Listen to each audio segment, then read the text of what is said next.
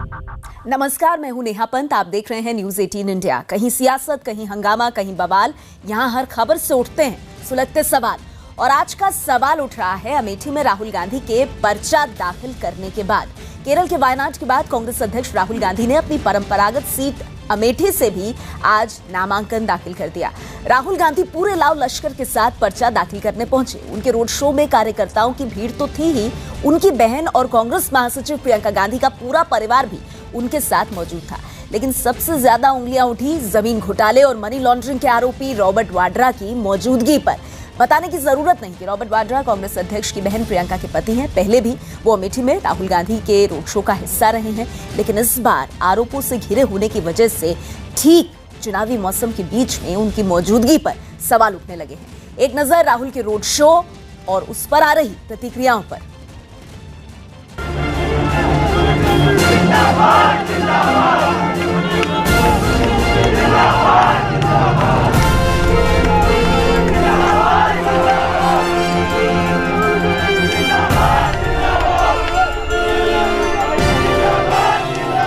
प्रियंका गांधी, राहुल गांधी की तस्वीरें यहाँ पर ट्रक के ऊपर दिखाई दे रही हैं मुझे।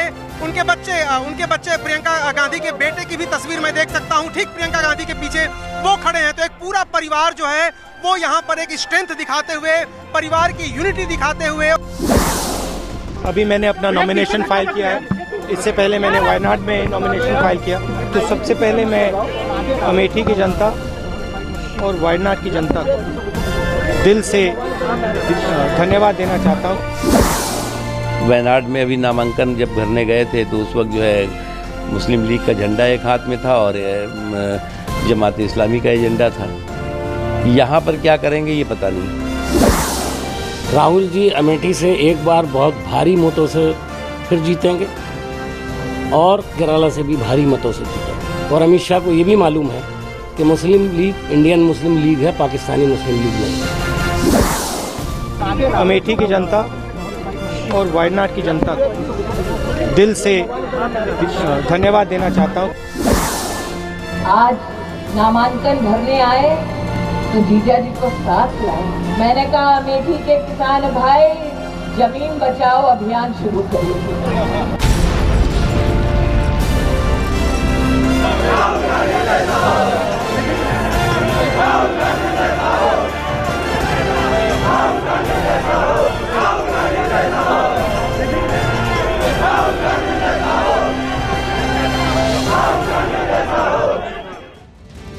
तो आइए आपको बता दें आज का सुलगता सवाल। आज का सुलगता सवाल है, क्या रोड शो में भ्रष्टाचार के आरोपी जीजा के शामिल होने से राहुल को नुकसान होगा? इस पर बात करने के लिए हमारे साथ खास मेहमान मौजूद हैं। आइए उनसे मैं परिचय करा दूं आपका। हमारे साथ कांग्रेस नेता और प्रवक्ता राजीव त्यागी जी आज की इस चर्चा में जुड़ गए हैं। बीजेपी के नेता और प्रवक्ता जफर इस्लाम जी हमारे साथ मौजूद हैं। समाजवादी पार्टी के राजकुमार भाटी जी जल्द यहाँ स्टूडियो में हमारे साथ जुड़ेंगे और राजनीतिक विश्लेषक सोनम महाजन भी हमारे साथ हैं। आप सबका स्वागत है। सबसे पहले राजीव त्यागी जी, आज राहुल गांधी ने दूसरी सीट अमेठी, जो कि एक तरह से पारंपरिक तौर पर गांधी परिवार के साथ रहा है, कई लोग गढ़ भी बताएंगे, वहां से अपना नामांकन दाखिल किया। लेकिन जो सबसे ज्यादा दिमाग पर तस्वीर छपी वो तब जब ये देखा कि भ्रष्टाचार और मनी लॉन्ड्रिंग के आरोपों में घिरे, जांच एजेंसियों के चक्कर काट रहे, एंटिसिपेटरी बेल पर बाहर रॉबर्ट वाड्रा रोड शो में भी नजर आए, नामांकन के दौरान भी पहली पंक्ति में नजर आए। सवाल उठ रहे हैं कि इसकी जरूरत थी क्या? राहुल गांधी के रोड शो में बैठे बिठाए मुद्दा देने की जरूरत थी? क्या संदेश कांग्रेस देना चाहती है? देखिए, आज श्रीमती प्रियंका गांधी जी ने जो ट्वीट किया है, बहुत उससे बात अपनी शुरू करता हूं। उस ट्वीट में उन्होंने स्पष्ट कहा है, कुछ रिश्ते दिल के होते हैं। आज भाई के नामांकन के लिए पूरा परिवार मौजूद था। मेरे पिता की यह कर्मभूमि थी, हमारे लिए पवित्र भूमि है। हमारे लिए निश्चित रूप से, हमारे से मतलब यहाँ बहुत स्पष्ट है, कांग्रेस के प्रत्येक वर्कर के लिए, कांग्रेस के प्रत्येक नेता के लिए रायबरेली और अमेठी की भूमि जो है पवित्र भूमि है और हम उस भूमि से प्यार करते हैं। प्रत्येक कांग्रेसी उस भूमि से प्यार करता है। रही बात आपके सवाल की, तो बहुत स्पष्ट कह दूं, ये मोदी सरकार है जिसके कब्जे में ईडी है, जिसके कब्जे में सीबीआई है, जिसके कब्जे में इनकम टैक्स है, जिसके कब्जे में अन्य बहुत सारी संस्थाएं हैं। मेरा मुंसिफ है, मेरा कातिल है, मेरे हक में क्या फैसला देगा? तो निश्चित रूप से एक बात कह सकता हूं, मोदी सरकार जिस तरह से अपने विरोधियों को बुलडोज करने के लिए, उनके राजनीतिक कैरियर को तबाह बर्बाद करने के लिए साहब मेरे सवाल का जवाब नहीं दिया। ये तो आप आरोप लगा रहे हैं, तो कांग्रेस आरोप लगा रही है कि बीजेपी राजनीतिक एजेंसियों का दुरुपयोग करती है। उस पर मैं आऊंगी आगे, लेकिन मुझे ये बताइए, कोई और ऑप्शन नहीं मिला, कोई और विकल्प नहीं मिला? रॉबर्ट वाड्रा का वहां उस रोड शो में पहली पंक्ति में आना क्यों इतना जरूरी था, जबकि आप जानते हैं कि उन पर आरोप लगे हैं, क्लीन चिट नहीं मिली अभी उन्हें? हम बहुत स्पष्ट कह दें कि विगत 2014 के चुनाव में भी रॉबर्ट वाड्रा जी को एक मुद्दा बनाया गया था। 2019 में भी भारतीय जनता पार्टी और कुछ टेलीविजन चैनल के एंकर और टेलीविजन चैनल्स मुद्दा बनाना चाहते हैं, हम उनका स्वागत करते हैं। हम किसी प्रश्न से भागते नहीं हैं, लेकिन बहुत स्पष्ट कह देते हैं कि हमें देश के कानून पे और न्यायपालिका पे पूर्ण भरोसा है। फिर मेरे सवाल का आप जवाब नहीं दे रहे त्यागी जी। मैंने सीधा सवाल पूछा, राहुल गांधी, अमेठी उनकी कर्म भूमि है, वो वहां पहुंचे। प्रियंका गांधी के पास पूर्वांचल का जिम्मा है, पहले भी वो जाती रही है, कई बार अमेठी गई है, अमेठी उनकी रग रग से वाकिफ है, वो जानती है अमेठी को, उनका जाना वहां समझ आता है। रॉबर्ट वाड्रा की वहां क्या जगह? अच्छा, ऐसा भी नहीं है कि वो पाक साफ, उन पर अभी आरोपों की आंच है, एंटीसिपेटरी बेल पर बाहर है। आपको नहीं लगता जनता के बीच भी एक संदेश जाता है, या कांग्रेस को इस बात की परवाह नहीं कि जनता के बीच क्या संदेश जाएगा? देखिए, मैं बहुत स्पष्ट कह दूं, मैं आपको बहुत स्पष्ट कह दूं, कुछ टेलीविजन चैनल्स भी हैं जिनके बहुत सारे एम्प्लॉइज जेल गए थे, और जेल जाने के बाद भी आज भी टेलीविजन पे हम जाकर के डिबेट करते हैं। आप भी अपने यहाँ पता कर लीजिएगा सारी चीज़ों को। तो बहुत स्पष्ट मैं कह देता हूँ नेहा पंत जी कि कानून और न्यायपालिका पे कांग्रेस पार्टी को पूर्ण भरोसा है। रॉबर्ट वाड्रा जी पे पूर्ण भरोसा है कि रॉबर्ट वाड्रा जी ने कोई भी गलत काम नहीं किया। ये मोदी सरकार है। तो आप कह रहे हैं कि रॉबर्ट वाड्रा के बगैर आज का रोड शो और आज की तस्वीर अमेठी में कंप्लीट नहीं हो सकती थी, ये आप मोटी मोटी बात कह रहे हैं। जफर इस्लाम, इसका जवाब दीजिए। राजीव त्यागी ये कह रहे हैं, कांग्रेस पार्टी ये कह रही है कि भाई आरोप तो सिद्ध नहीं हुआ है कुछ भी रॉबर्ट वाड्रा पर। आप लोग तो कहते थे 2014 में ही कि सरकार बनेगी तो आते ही जेल भेज देंगे, 5 साल पूरे हो गए, रॉबर्ट वाड्रा पर कोई आरोप सिद्ध नहीं हुआ, वो अब भी बाहर है, तो फिर उनके रोड शो से क्या दिक्कत है? स्मृति ईरानी क्यों कह रही हैं कि जनता कहेगी जीजा जी आ रहे हैं, अपनी जमीन जीजा जी से बचा कर रखो?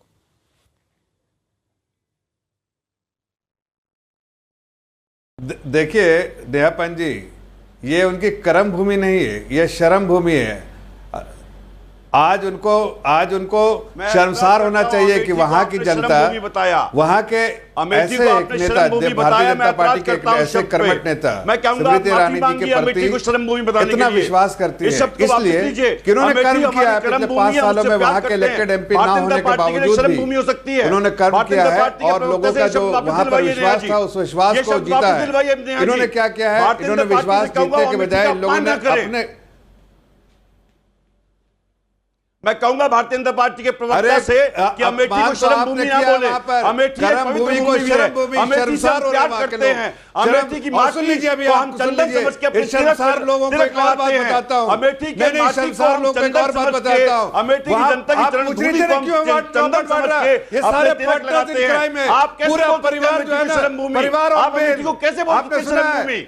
आपने सुना परिवार और बेर, ये परिवार और बेर देश में चौकेस करने का पूरा एक देश में एक ऐसा कोई परिवार नहीं है। राजीव त्यागी जी, आपकी बात जफर इस्लाम तक पहुंच गई है, और हर व्यक्ति जो है जफर इस्लाम जी, राजीव त्यागी कह रहे हैं शर्म भूमि कैसे कह दिया, ये हमारी कर्म भूमि है। लोग वहां पर शर्मसार हो रहे कि एक व्यक्ति जो वहां से 3 बार जीता, लेकिन काम करने के बजाय वहां पर एक ऐसे कर्मठ नेता भारतीय जनता पार्टी की जो बार बार वहां पर जाके लोगों की समस्या। नहीं, एक मिनट, नहीं, जफर इस्लाम जी, मेरा सवाल सीधा था। एक मिनट, इसे आरोप प्रत्यारोपों में मत फंसाइए जफर इस्लाम जी। 1 मिनट राजीव त्यागी जी, आप जानबूझकर कोशिश कर रहे हैं कि जफर भाई मुझे इस बात का जवाब ना दे। जफर इस्लाम जी, मेरा सवाल बहुत सीधा था।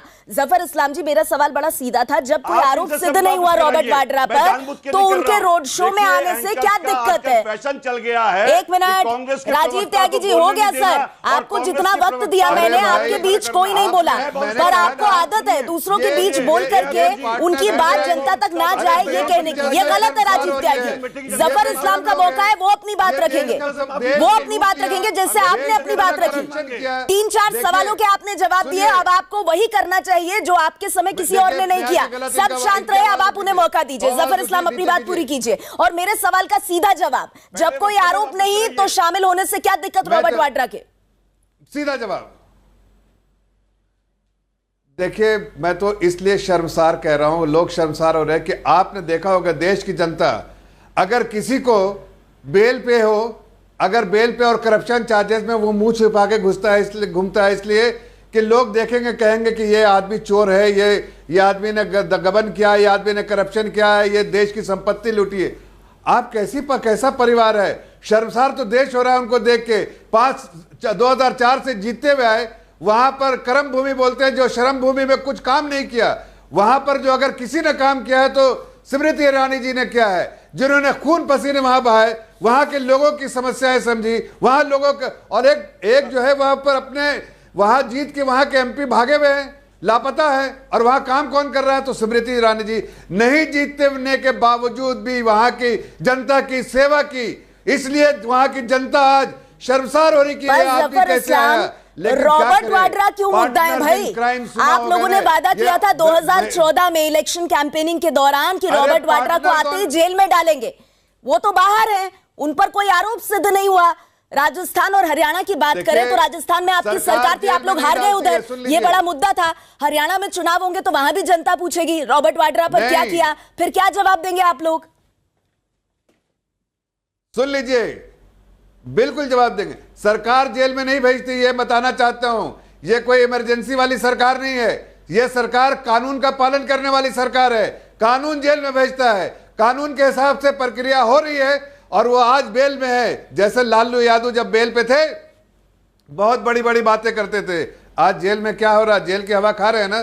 तो ये परिवार को भी बताना चाहता हूं, ये शर्मसार जो आज नहीं हो रहे, ये वहां की जनता शर्मसार हो रही, देश की जनता शर्मसार हो रही। ये कैसे बेशरम इंसान है राजीव त्यागी कि इनको शर्म नहीं आ रहा है? अरे लोग ऐसे क्राइम करके छुपाते हैं मुंह, आप तो पूरे दुनिया को दिखा रहे हैं। राजकुमार भाटी जी हमारे साथ जुड़ गए हैं। जफर इस्लाम, आपकी बात पर मैं भाटी साहब का जवाब लूंगी। राजकुमार भाटी जी, आप लोगों ने अमेठी में उम्मीदवार नहीं उतारा, परंपरा रही है आप लोगों की, आप नहीं उतारते अमेठी रायबरेली में उम्मीदवार, लेकिन वहां हो क्या रहा है?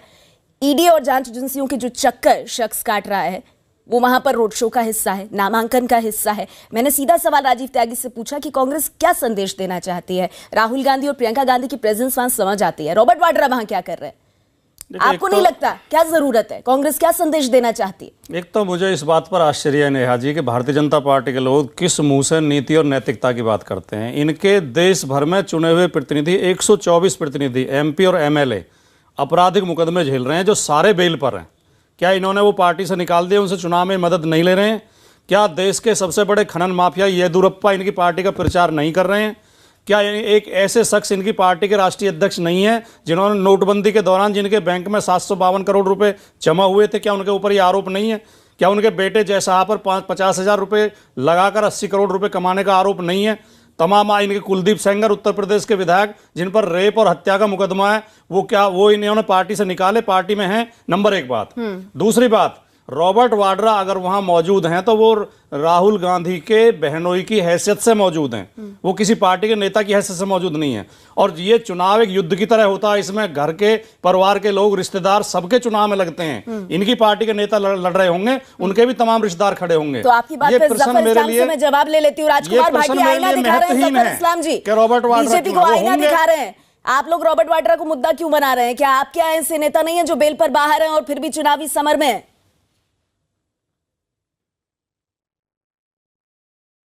किस नीति और नैतिकता की बात कर रहे हैं?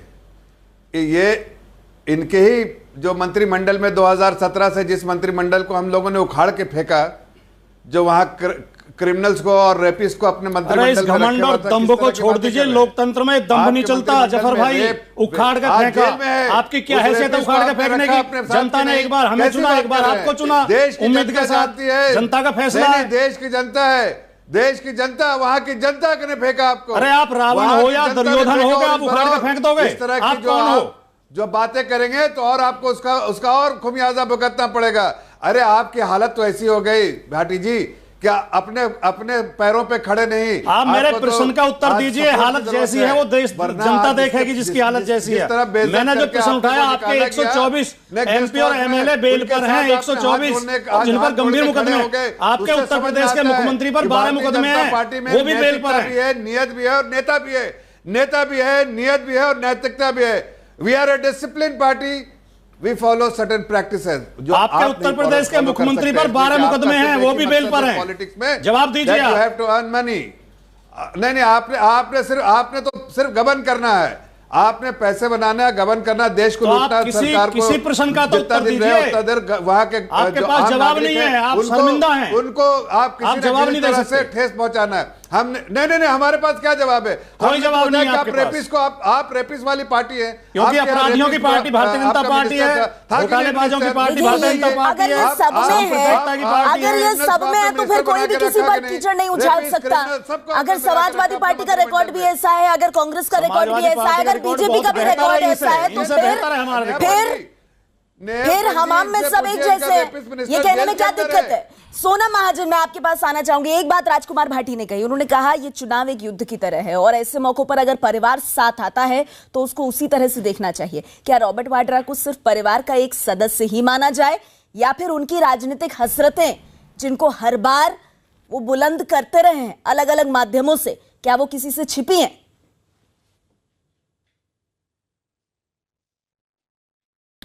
नेहा जी, राजनीति की अच्छी बात यह है कि इसमें आप जो सोचते हैं, सिर्फ आपके सोचने से कुछ नहीं हो जाता।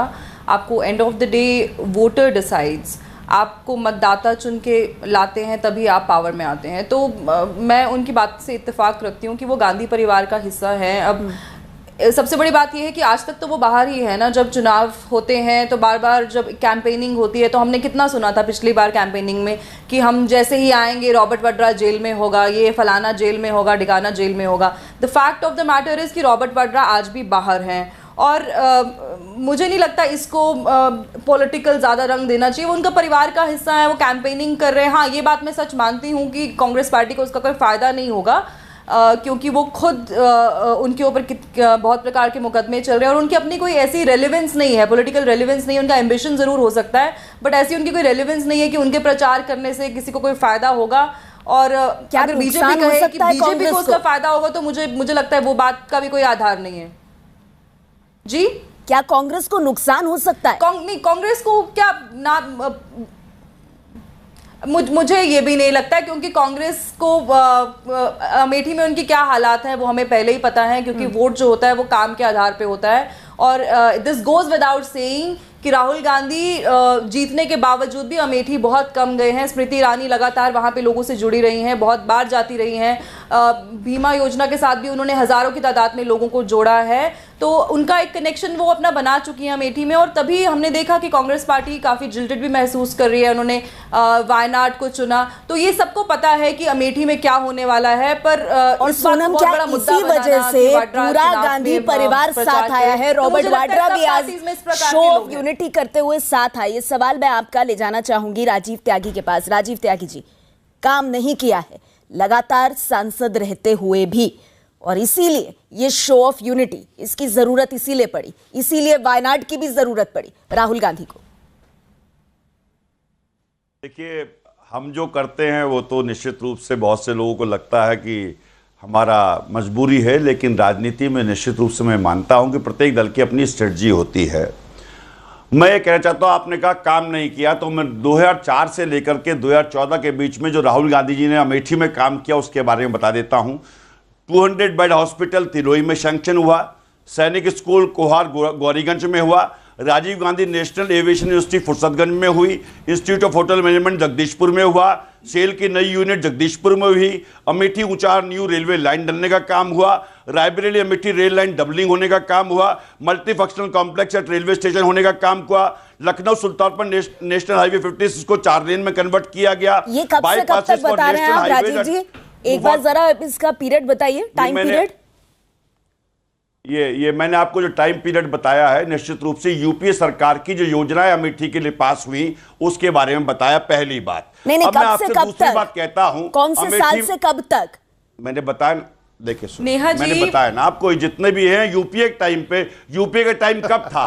यूपीए का टाइम 2004 से लेकर 2014 के बीच में था, पहली बात। दूसरी बात ये कहना चाहता हूं, अमेठी में ऑलरेडी उससे पहले भी बीएचईएल था, सेल था, ऑर्डिनेंस फैक्ट्री था, रेल प्लांट था, एचएएल था, से कुछ होता नहीं है। धरातल की अगर हम बात करें, ठीक है राजीव त्यागी जी, इतना सब कुछ था, फिर भी 5 विधानसभा सीटों में कांग्रेस पार्टी का खाता नहीं खुला।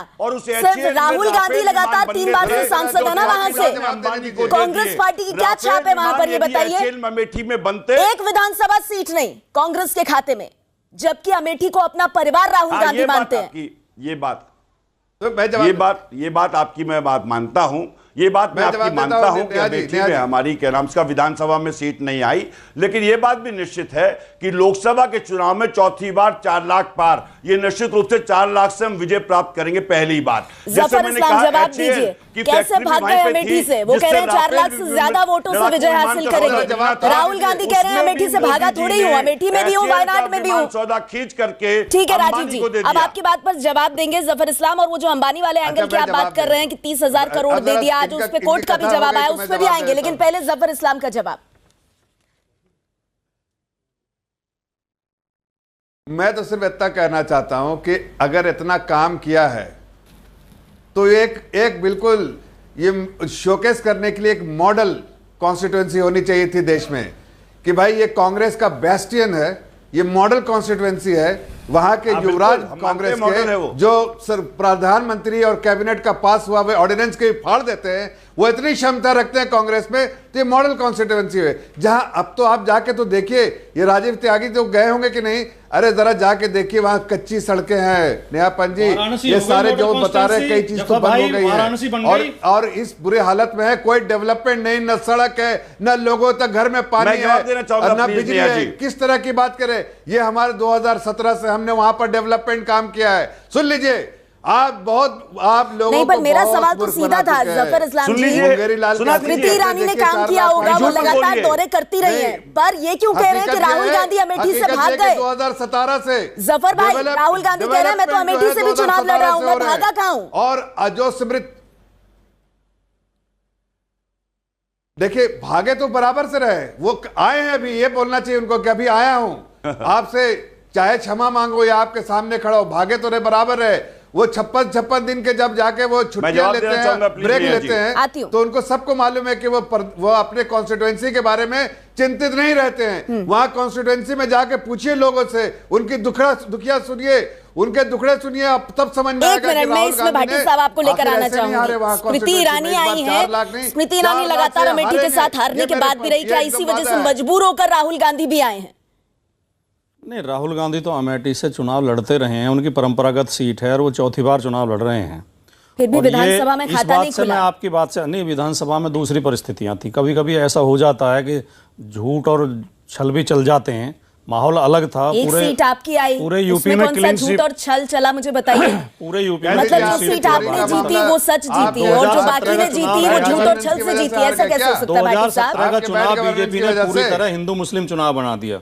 उनके भाषण में और कुछ नहीं था, केवल वो ये कहते थे कि समाजवादी पार्टी ने मुस्लिमों का राज कर दिया है, मुसलमानों को थाने में बैठा दिया है, उनके हाथ में पावर है, वो थाने से छुड़वा देते हैं। ये झूठी बातें प्रचार करते रहे, गाय कटवाते हैं। कह रहे थे काम बोलता है, अगर आपके काम में दम होता तो वो बोलता ना, वो चढ़कर बोलता ना, वो नहीं बोल पाया ना। मैं आज भी दावा करता हूं, जो हमने 100 काम किए उत्तर प्रदेश में, ऐसा एक काम 2 साल में बीजेपी गिनवा दे, उस लेवल का एक भी काम बीजेपी गिनवा दे 2 साल में। एक काम इन्होंने नहीं किया, केवल शहरों के नाम बदले हैं, बिल्डिंगों के रंग बदले हैं, लोगों के नाम बदले हैं, अब तो इन्होंने अपने नाम भी बदल दिए, चौकीदार हो गए सब। इसके अलावा कुछ नहीं किया भारतीय जनता पार्टी ने। और आज भी फिरका परस्ती, आप योगी आदित्यनाथ का भाषण सुनेंगे, कल मेरठ में बोल रहे थे, पूरे 40 मिनट के भाषण में एक भी विकास की कानून व्यवस्था की बात नहीं की। हिंदू मुसलमान, हिंदू मुसलमान, हिंदू मुसलमान, इसने इसको मरवा दिया, उसने उसको मरवा दिया, मुजफ्फरनगर में ये हो गया। केवल फिरका परस्ती फैलाना, सांप्रदायिकता फैलाना, लोगों के बीच में आपस में वेमनस फैलाना, इस तरह की राजनीति करते हैं। लेकिन अब जनता जागरूक हो चुकी है। कल हरिद्वार में एक किसान ने आत्महत्या की है, आप तक शायद खबर आई हो, और पुलिस को उससे सुसाइड नोट बरामद हुआ है, तो किसान ने लिखा बीजेपी को वोट मत देना वरना किसान बर्बाद हो जाएंगे। ये किसान ने आत्महत्या करते हुए सुसाइड नोट लिखा है। हरिद्वार में उत्तराखंड के है ना भाटी साहब, सब सरकारें गुनहगार है ना इसमें किसान कितने दुखी हैं।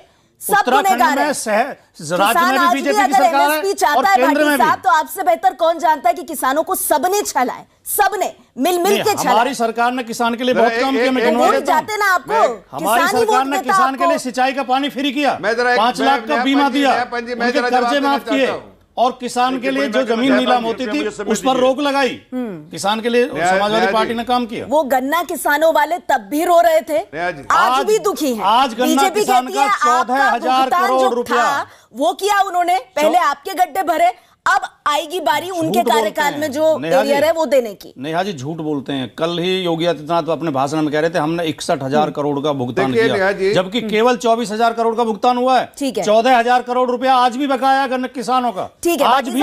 मेरे ख्याल में राजीव त्यागी कुछ कहना चाहते हैं। जी राजीव जी अपनी बात रखिए, उसके बाद मैं सोनम महाजन के पास जाऊंगी, आती हूँ। जबर भाई आपके पास भी आऊंगी, पहले राजीव त्यागी फिर सोनम महाजन आपके पास आती हूँ। बहुत विनम्रता पूर्वक एक बात कहना चाहता हूं कि भारतीय जनता पार्टी से मेरे सवाल हैं। 2014 से लेकर 2019 के बीच में भारतीय जनता पार्टी ने कोई योजना अगर अमेठी के लिए पास करी हो तो बता दे। योजना कैंसिल जरूर करी, मेगा फूड पार्क जगदीशपुर में कैंसिल करा, जगदीशपुर पेपर मिल कैंसिल करने का काम किया, national automotive testing and R&D infrastructure project cancel करने का काम किया, Rajiv Gandhi institute of information technology आपने कैंसिल करने का काम किया, और स्मृति ईरानी जी के बारे में बहुत स्पष्ट कहता हूं कि वो हार की हैट्रिक बनाने जा रही हैं। ये वही महिला हैं जो 2004 में BA पास होती हैं और 2014 तक आते आते 12वीं पास अपने सर्टिफिकेट में दिखाती हैं, जिनकी डिग्री भी फर्जी है। और इन महिला के बारे में मुंबई की नगरी में कहा जाता है डिग्री पे आप स्मृति ईरानी के जाएंगे, आपके नेताओं की डिग्रियों का चर्चा बाहर आएगा। छोड़ दीजिए ना सर, जनता डिग्री देकर वोट देती है, काम देखकर वोट देती है ना। इसीलिए मैंने पहला सवाल पूछा था, रॉबर्ट वाड्रा ने कौन सा काम किया है जो आज वो मंच पर नजर आ रहे हैं। राहुल गांधी का हम समझते हैं, प्रियंका गांधी का हम समझते हैं, रॉबर्ट वाड्रा पहली कतार में क्या कर रहे हैं, क्या कर रहे हैं रॉबर्ट वाड्रा पहली कतार में वहां पर? बहुत स्पष्ट कहता हूं, जब तमाम जांच एजेंसियां उनके पीछे हैं, जिस तरह से जनता क्या सोचकर वोट देगी? क्या परसेप्शन बन रहा है कांग्रेस पार्टी का, ये मायने नहीं रखता। पूर्ण विश्वास है और हम बहुत स्पष्ट कह देते हैं, हम डरते नहीं है भारतीय जनता पार्टी से। ठीक है, जवाब दीजिए, स्मृति ईरानी ने क्या किया? जफर इस्लाम, राजीव त्यागी कह रहे हैं सारे प्रोजेक्ट्स रोकने का काम किया है अमेठी के लिए, दिया नहीं है। राफेल पे जवाब जरूर दे दे, HAL को कॉन्ट्रैक्ट क्यों नहीं मिला? ठीक है, एक एक करके सर, एक एक करके। आपने सवाल क्या है स्मृति जी के बारे में बताते हैं। पहले तो मैं इनको बता दूं, my dear friend, you answer me the question की बात कर रहे हैं। को डील मैं बताना चाहता हूं रॉबर्ट वाड्रा ने आज कह दिया कि चौकीदार चोर है, सुप्रीम कोर्ट ने बहुत स्पष्ट कर दिया है कि इसकी जांच करके चौकीदार को जेल भेजा जाएगा। कोर्ट करके बता सकते हैं? एक मिनट जफर इस्लाम जी, एक मिनट जरा, ये मेरी जानकारी में नहीं है, मैं भी तो जरा जानूं कि राजीव त्यागी जी कौन सा ऑर्डर का कौन सा हिस्सा कोर्ट करे। कहां कहा सर सुप्रीम कोर्ट ने चौकीदार चोर है? एग्जैक्ट लाइन उठा के बता सकते हैं? बहुत स्पष्ट है कि जो चौकीदार ये कहता था कि राफेल की फाइल चोरी नहीं घुमाइए मत, जलेबी नहीं, प्रश्न है उच्चतम न्यायालय की बात बताइए राजीव त्यागी जी, इधर उधर मत घुमाइए। राजीव त्यागी जी सीधे बताइए, कोर्ट के ऑर्डर में कहां लिखा है कि चौकीदार चोर है, या आप गुमराह करते हैं? नहीं माना है ये कोर्ट के कहा है सुप्रीम कोर्ट ने, आप हम रिकॉर्ड बोलिए सुप्रीम कोर्ट ने कहा है, सुप्रीम कोर्ट को डिसाइड करने दीजिए। कंटेम्प्ट ऑफ कोर्ट भी कोई चीज होती है ना राजीव त्यागी, आप बताइए, स्पेसिफिक लाइन बताइए सर, गुमराह मत कीजिए वरना डॉक्यूमेंट्स के आधार पे जांच हो सकती है और नहीं, एक मिनट को दोबारा सुना जाएगा। एक मिनट राजीव त्यागी, राहुल गांधी ने ऑन रिकॉर्ड कहा सुप्रीम कोर्ट कह रहा है चौकीदार चोर है, मैं पूछ रही हूँ कहाँ का है? माननीय उच्चतम न्यायालय ने कहा कही है ये बात, ये लाइन बताइए आप सर। बहुत स्पष्ट कह देता हूं, माननीय उच्चतम न्यायालय ने बहुत स्पष्ट माना है आज की पिटीशन में कि उस पिटीशन को दोबारा से सुना जाएगा। नहीं चौकीदार चोर है, ये कहां का है सुप्रीम कोर्ट ने? जो पहले आप गुमराह करते हैं सर, आपको लगता है जनता इतनी बेवकूफ है कि आप कुछ भी कहेंगे जनता मान लेगी? आप कोर्ट का ऑर्डर बताइए ना मुझे, फैक्ट्स पर बात करिए। अरे राजीव जी तथ्यों पर बात कीजिए ना सर, कहां कोर्ट ने ये ये जो हमने कहा था कि इसको नहीं एंटरटेन करना चाहिए, इस तरह के जो नहीं बताएंगे क्योंकि कोर्ट ने ऐसा कहा ही नहीं है। ठीक है, देखते हैं। आप उसे अपने पॉलिटिकल एडवांटेज के लिए ट्विस्ट कर रहे हैं राजीव त्यागी, ये कर रहे हैं आप। बिल्कुल नहीं कोट कर रहा हूं, बिल्कुल जो सुप्रीम कोर्ट ने नहीं कहा, राहुल गांधी कह रहे हैं। एक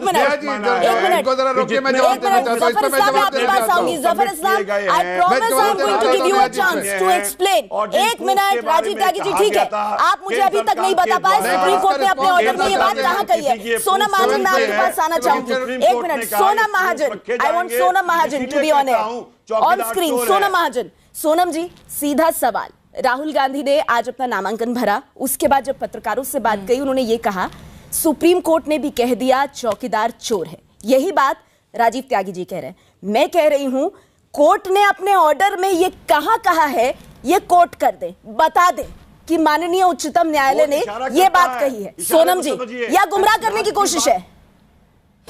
जी प्लीज राजीव जी को प्लीज एक मिनट चुप करवाइए। देखिए इसी प्रकार ये लोग भ्रमित करते हैं। पहले भी सुप्रीम कोर्ट ने जब ST/SC लॉ में कुछ चेंजेस लाए थे तो राहुल गांधी ने चुनाव प्रचार के दौरान कर्नाटक में कहा था कि देखिए मोदी सरकार ने तो ST/SC लॉ को ही खत्म कर दिया। इस तरह से ये जनता को भ्रमित करने की कोशिश करते हैं, झूठ फैलाते हैं, क्योंकि कई सारे मतदाता होते हैं जो टीवी पे इस तरह की बातें सुन के इन्फ्लुएंस हो जाते हैं। ऐसी चीजों से बचना चाहिए। अगर आप इस लॉजिक से जाएं कि अगर कोर्ट को प्राइमा फेसाई लगा है कि हाँ हम इस पे जांच कर सकते हैं, तो अगर हम इस तरह से देखें तो फिर तो नेशनल हेराल्ड केस में तो राहुल गांधी जी बेल पे बाहर है। तो एक बहुत हद तक doctor Swami has been able to establish कि करप्शन हुई है। तो अगर ऐसे चाहे तो फिर तो राजीव त्यागी जी को, राहुल गांधी जी को कहना चाहिए कि आप पार्टी के अध्यक्ष ही कैसे आप छोड़ दें, आप तो बेल पे बाहर है। तो इस प्रकार की बातें नहीं करनी चाहिए। आपने जस्ट बिकॉज कोर्ट ने कहा कि हम इसको कंसिडर करते हैं, आपने चौकीदार चोर बोल दिया, लोगों को आप बेवकूफ बनाने का काम कर रहे हैं। दूसरी बात, मुझे समाजवादी पार्टी के जो प्रवक्ता हैं उनकी बात से आपत्ति थी। उन्होंने बार बार सांप्रदायिक पॉलिटिक्स की बात की कि बीजेपी ऐसे करती है। अरे आप ही की अलायंस पार्टनर है मायावती जी। 2 दिन पहले डंके की चोट पे उन्होंने चिल्ला के कहा है कि मुसलमानों को सिर्फ BSP और SP को वोट करना चाहिए, हम ही आपका सबसे अच्छा कर सकते हैं। इससे ज्यादा सांप्रदायिक राजनीति क्या होगी? और आप बात करते हैं कि बीजेपी रेप करने वालों की पार्टी है, तो इससे ज्यादा आपको महिला सुरक्षा क्या चाहिए कि यूपी में आज मायावती भी SP के साथ सेफ फील कर रही है। आज तक जो मायावती जो मुलायम सिंह यादव और उनके गुंडों से डरती थी, आज वो आपकी अलायंस पार्टनर है। तो शायद योगी ने ऐसा माहौल बनाया है कि आपको लग रहा है कि आप समाजवादी पार्टी के गुंडों से नहीं डर रहे हैं। राहुल गांधी जो साउथ में जाके कहते हैं कि उत्तर प्रदेश में जो महिलाओं का बहुत बुरा हाल है, आप आके देखिए। अगर उनकी बहन आज खुले में प्रचार कर पा रही है, इसका मतलब योगी सरकार में कहीं ना कहीं महिला सुरक्षा पे ध्यान दिया गया है। तो आप कहते कुछ है पर आपकी एक्शन से कुछ और ही नजर आ रहा है। सोनम जी, मैं तो आपको राजनीतिक विश्लेषक के तौर पर सुन रहा था, लेकिन आप तो भारतीय जनता पार्टी के प्रवक्ताओं से भी आगे बढ़कर जो अनर्गल भाषा बोल रही हैं। आप जो भाषा बोलते हैं वो बोल रही हैं। समाजवादी पार्टी गुंडों की पार्टी है, ये आप सर्टिफिकेट दे रही हैं। जिस पार्टी के, सोनम जी सुन लीजिए, अब देखिए मैं आपके बीच में बिल्कुल नहीं बोला, आपने मेरी पार्टी के लिए आप शब्द बोले, लेकिन मैं बोला नहीं बीच में। सुन लीजिए, अब पक्ष को रखना नहीं, मैं ऐसे नहीं चिल्लाऊंगा, आप भी चिल्लाती रहेंगे, मैं भी चिल्लाता रहूंगा। प्लीज अपने मैं आज आप कहते हैं इनसे थोड़ा चुप होकर सुना। ठीक है सोनम जी सुन लीजिए, कृपया सुन लीजिए, सुन लीजिए। उन्होंने कहा सांप्रदायिकता पर मायावती ने जो कहा वो अलग कैसे होगा? सांप्रदायिकता अगर बीजेपी करती है तो फिर सोनम जी आप किस आधार पर कह सकते हैं समाजवादी पार्टी गुंडों की पार्टी है? हमारे राष्ट्रीय अध्यक्ष श्री अखिलेश यादव के खिलाफ 323 की शिकायत तक नहीं है एक भी, और बीजेपी के मुख्यमंत्री योगी आदित्यनाथ के खिलाफ 12 मुकदमे हैं, जिसमें मर्डर, दंगा, रेप, लूट, ये दंगे हैं, ये मुकदमे हैं, और आप हमें ठहराती हैं। और आप सुनिए, अब सांप्रदायिकता पे सुनिए, तो करते हैं जो आपके हिसाब से चलता है। आप तो बीजेपी की तरह चिल्लाने लगी। आपके अंदर बीजेपी के संस्कार हैं, आपके अंदर बीजेपी के संस्कार है, क्लियर हो गया। आप बीजेपी की तरह चिल्लाने लगी। आप मेरी बात सुनिए, मैं जो कह रहा हूँ। और सांप्रदायिकता, अगर हम योगी आदित्यनाथ का कल का भाषण मेरठ का सुनेंगे, एक एक शब्द सांप्रदायिकता से भरा हुआ है। इनका बिना सांप्रदायिक, कल उन्होंने कहा कि हिंदू वोटों पर केवल बीजेपी का अधिकार है, ये योगी आदित्यनाथ ने कहा है। तो अगर इससे पहले मायावती कहती है कि मुसलमान मुझे वोट दो, तो योगी आदित्यनाथ इसमें पलटवार कर रहे हैं। नहीं भाटी साहब, आप बहुत सीजन पॉलिटिशियन हैं, आप मुझे बताइए मायावती जो कह रही है वो सेक्युलर राजनीति है। मायावती जी ने योगी आदित्यनाथ जो कर रहे हैं अगर वो सांप्रदायिक है, तो मायावती जो कर रही है वो सेक्युलर कैसे है? नेहा जी, आप बात की गंभीरता को समझिए। मायावती ने केवल एक सीट के संदर्भ में कहा कि वहां दो प्रत्याशी एक समुदाय के लड़ रहे हैं, आप वोट मत बांट लेना, हमारे प्रत्याशी को देना। क्यों सर? ऐसे सारे नेता वोट मांगते हैं। मुसलमान वोट दे, बाकी कहाँ जाए सर? मतलब गठबंधन जो है आप लोगों का वो सिर्फ मुस्लिमों के लिए है ना, हिंदू ना देखे ना उस तरफ। तो योगी आदित्यनाथ गलत क्या कह रहे हैं? ये तो आपने नहीं कहा, आपने नहीं कहा देश का हर नागरिक जो है वो हमें वोट दे। ये कहा भाटी साहब, ये कहा मायावती ने, पूरा सुना है, शब्द सुना है सर, वही कोट कर रही हूँ। मुसलमान बोला उन्होंने, अरे इसी ने संज्ञान लिया है भाटी साहब, इसी ने संज्ञान लिया है। भाटी साहब देखिए, वो एक कहावत है ना, जिनके घर खुद शीशे के होते हैं, बाकी आप पूरा कर दीजिए। अगर वो सांप्रदायिक है तो यहाँ कहाँ सेक्युलर है? नहीं, यहाँ कहाँ सेक्युलर है? आप बीजेपी के साथियों को समझाइए कि इनके सारे घर शीशे के हैं और ये दूसरों के घर पत्थर फेंकते हैं। सांप्रदायिक ये हैं, अपराधी ये हैं, भ्रष्टाचारी ये हैं, घोटालेबाज ये हैं, देशद्रोही हैं। आज तो इनके मित्र पाकिस्तान के प्रधानमंत्री इमरान खान मैदान में आ गए हैं, मोदी जी के मित्र। उन्होंने कहा भारतीय जनता पार्टी को जिताओ, तभी भारत पाकिस्तान समस्या हल होगी। इमरान खान मैदान में उतर आए। अगर बाय द वे उन्होंने दूसरी पार्टी के लिए अपील कर दी होती तो आज इन्होंने आसमान सिर पे उठा रखा होता। जवाब दीजिए, एक शब्द नहीं बोलेंगे। जो राजकुमार भाटी कह रहे हैं उसका जवाब दीजिए। एक जवाब मैं भी देना चाहता हूं प्लीज। देखिए, मैं 2-3 बातें कहूंगा। पहली बात, मैं पहले जवाब देता हूं राजीव त्यागी का, उसके बाद फिर मैं भाटी जी का जवाब दूंगा। राजीव त्यागी जी, देखिए आपको पता, आपने शायद पढ़ा नहीं होगा, पढ़ लीजिए। देखिए, आपके जो रॉबर्ट वाड्रा 8वीं पास है और राहुल गांधी भी कुछ 8वीं-9वीं पास है, इसलिए उन लोगों ने मुताला नहीं किया होगा, पढ़ा नहीं होगा, इसलिए ऐसे कमेंट करें। कम से कम आप पढ़े लिखे आदमी हैं, इस तरह के कमेंट मत कीजिए, कंटेम्प्ट ऑफ कोर्ट हो जाएगा। कोर्ट ने सिर्फ सुन लीजिए, कोर्ट ने सिर्फ इतना ही कहा है कि वो जो दस्तावेज चोरी के दस्तावेज थे, जो जेरोक्स थे, उसको हमने कहा था इसको मत एंटरटेन कीजिए, तो उसको मत एंटरटेन किए। कोर्ट ने कहा है देखते हैं उसको हमारी उस रिक्वेस्ट को उन्होंने बिल्कुल हमारी अपील को सुना नहीं, लेकिन उन्होंने हमारे पुराने जो वर्डिक्ट उनके उसके बारे में कोई रिव्यू करने की बात नहीं की है। ये आपकी जानकारी में होना चाहिए। आपने अगर आपने जाके पढ़ा नहीं है तो पढ़ लीजिए। जो 12 नंबर पॉइंट वो आपके साफ क्लियर है, लेकिन आपने जो कंटेम्प्ट ऑफ कोर्ट किया आपको पढ़ना चाहिए। 8वीं 12वीं पास भी नहीं है, लेकिन नहीं। दूसरी बात, मैं जब भाटी जी को कहता हूं, भाटी जी मैं आपको एक जवाब देना चाहता हूं। आप पूछते कि क्या हुआ,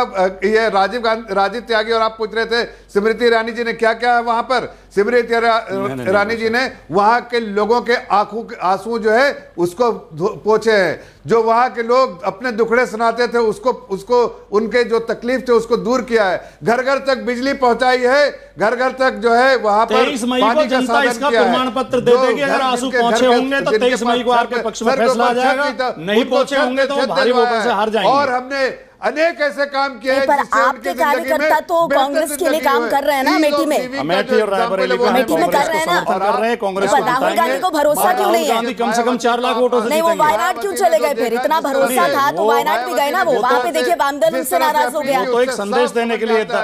किसे? बीजेपी को या वामदल को? वामदल क्यों नाराज हो गया? फिर उनके इस एकता के संदेश को वामदल क्यों नहीं समझा? मोदी जी भी वडनगर से और यहाँ से लड़े थे, मोदी जी भी 2 जगह से लड़े। ठीक है, राजीव त्यागी जी रखिए अपनी बात। देखिए, जो 2 जगह से लड़ने वाली बात है बहुत स्पष्ट कह दूं। 1957 में अटल बिहारी वाजपेयी जी 3 जगह से लड़े, अडवाणी जी 1999 में 2 जगह से लड़ने का काम हुआ, मोदी जी 2014 में 2 जगह से लड़े, इंदिरा गांधी जी भी 2 जगह से लड़ती थी, और निश्चित रूप से एक बात कहता हूं राजीव गांधी जी भी लड़े।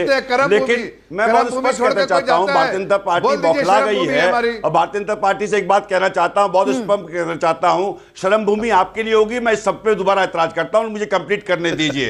मैं कहना चाहता हूं मेरे मित्र से कि राफेल लड़ाकू विमान के सौदे पे पहले निर्णय में भी सुप्रीम कोर्ट ने कहा था कि प्राइसिंग के बारे में निर्णय देना हमारा काम नहीं है। सर भाई सुन लीजिए पहले राजीव त्यागी को, फिर अपनी बात रखिएगा सर। सुन तो लीजिए वो क्या कह रहे हैं, एक मिनट। बुद्धि वाली बात भारतीय जनता पार्टी के मेरे मित्र कर रहे हैं। जब विनाश का काल आता है उसके पीछे ऐसी मिथ्या सवाल निकलते हैं, ऐसे ही मिथ्या तरह की बातें निकलती हैं जो अमेठी को शर्म भूमि बताते हैं। अमेठी हमारे लिए गर्व का विषय है, अमेठी से हम प्यार करते हैं। अमेठी को गाली मत दीजिए, आप मुझे कितनी गाली दे दीजिए, लेकिन मैं उस पर कहता हूं योगी जी से लेकर मोदी जी तक सबने किसान को छला, देश के नौजवान को छला, देश के मिडिल क्लास को छला, देश के छोटे व्यापारी को छला, देश की महिला को छला। क्या ये सत्य नहीं है कि आज उत्तर प्रदेश में 14,000 करोड़ रुपए गन्ना किसानों का बकाया है? क्या ये सत्य नहीं है कि उत्तर प्रदेश में महिलाओं के अपराध 25% बढ़ चुके हैं? क्या ये सत्य नहीं है कि उत्तर प्रदेश में 1.5 करोड़ नौजवानों को रोजगार के लिए अगर इतने मुद्दे हैं, अगर इतने इश्यूज हैं सरकार के खिलाफ, तो फिर रॉबर्ट वाड्रा को लाने की आपको जरूरत नहीं पड़ती। आप उनको हटाकर रोड शो करते, नामांकन करते, कम से कम कांग्रेस को लेकर बड़ा सकारात्मक संदेश जाता। कहीं वो राहुल गांधी के इस मंच का इस्तेमाल अपनी राजनीतिक हसरतें जो हैं उनको बढ़ाने के लिए तो नहीं कर रहे थे? ये सवाल तो जरूर उठेगा। वक्त मेरे पास इतना ही है। बहुत बहुत शुक्रिया आप सभी मेहमानों का हमारे साथ आज की इस चर्चा में जुड़ने के लिए। आप देख रहे थे सुलगते सवाल। बने रहिए न्यूज़ 18 इंडिया पर।